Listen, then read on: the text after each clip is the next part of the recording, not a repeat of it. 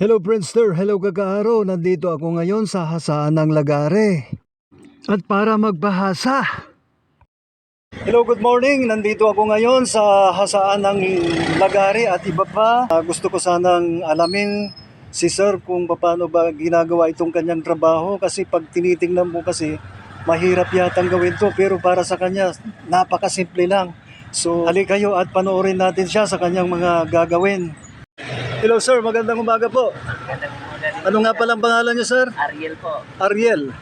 Ilang taon na kayo sir? 29 years old na po sir. Ilang taon nyo nang ginagawa itong paghahasa ng lagari po? Ilakas mo lang boss. 13 years na po. Anong taon ka noon nung nag-umpisa ka? 15 years old pa lang po. So ibig sabihin talagang hasang-hasa ka na rin sa paggagawa nito. So ang galing mo pala sir. Taga saan ka sir dati? Dati taga Mindanao po ako. Oh, Bisaya. ngayon nandito ka na sa Calasiao. Nandito na ako sa Calasiao, So Pangasinan. ibig sabihin dito ka na o dito ka na nakapag-asawa? Binata pa naman. May asawa na ako, taga Mindanao din. Dinala mo siya rito. So kumusta ang paniniraan nyo rito sa Calasiao? Okay. lang din po. Mas masaya rito kaysa Mindanao? Opo, mas masaya dito. So mas maganda ang buhay dito kaysa doon?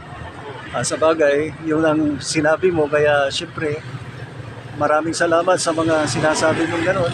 So yung ginagawa mong ganito ba, madali lang ba to? Yung gamit mo, isang motor lang ano? Mahirap din. Mahirap din. Pag-aralan din.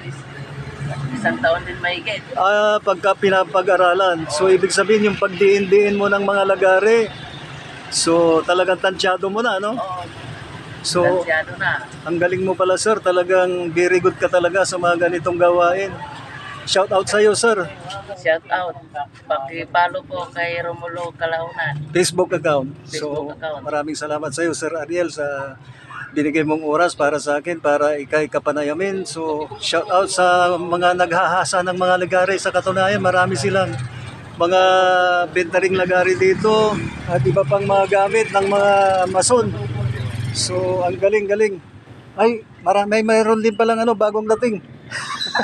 So, marami ring magpapagawa pala. Araw-araw talagang dumarami ang dumarating dito.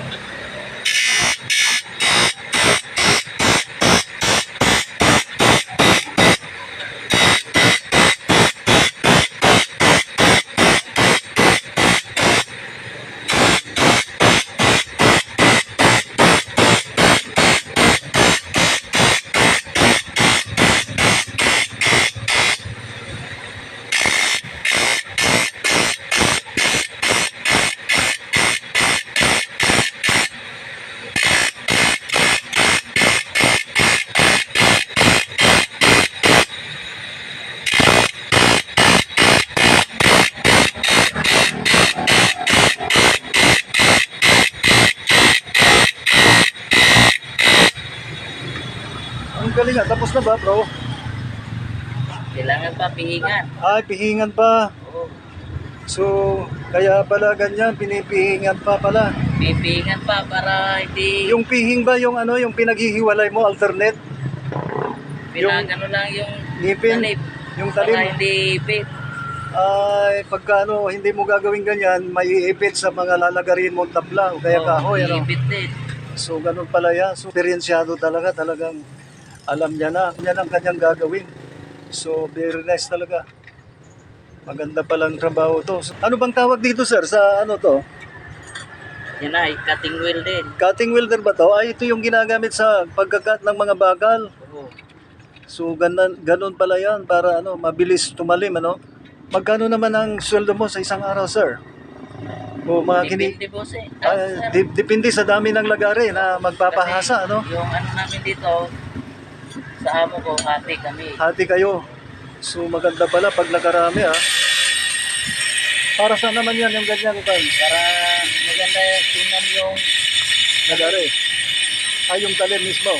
Yung talim para gumawa po, parang mukhang bago ulit, awa. Oo.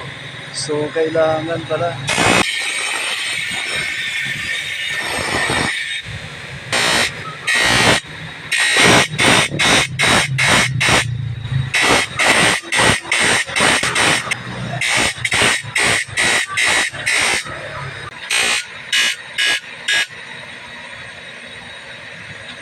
Tapos na po. Ang galing naman ni Boss Ariel. Natapos na agad yung pinapagawa ko. Wala yata 30 minutes.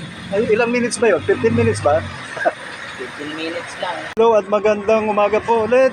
Maraming salamat po kay Sir Ariel dahil nahasa niya na. Binigyan na naman ako ng magagamit sa paggawa doon sa aming bahay. So marami kasi akong planong gagawin. Marami akong dapat na ikarpentero kasi karpentero rin ako. Maraming salamat sa Sir Ariel. Magkano naman ang kinikita mo yung pinakamalaki na sa isang araw o kaya isang linggo?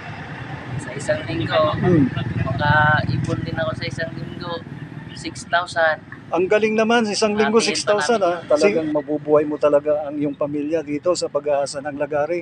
So siguro hindi naman sa talagang umangat ang iyong kabuhayan ng ginagawa mo ng trabaho ito, Sir Ariel. Opo. So shout out sa iyo, Sir Ariel. Baka gusto mong batiin yung mga taga Mindanao. Pa-shout out ako sa mga pinsan ko dyan sa Mindanao. Nandito si Boss Ariel, Sir Ariel. So maraming salamat Sir Ariel sa binigay mong oras sa akin dahil pinaunlakan mo ko sa pag-interview sa iyo. O sige, shout out mo rin si boss mo, pasalamatan mo. Shout out kay Boss Alex Ferrer. Testingin natin kung talagang matalim. Binahasa akong lagari sa bayan. Lalagarihin ko itong kahoy na coco lumber. Tignan nyo.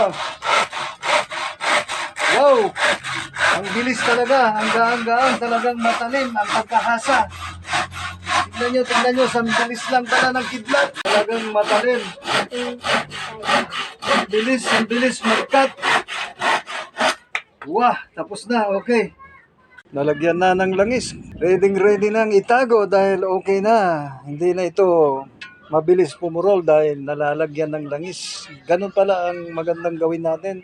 Pagkatapos gamitin, pahiran ng used oil o kaya'y langis.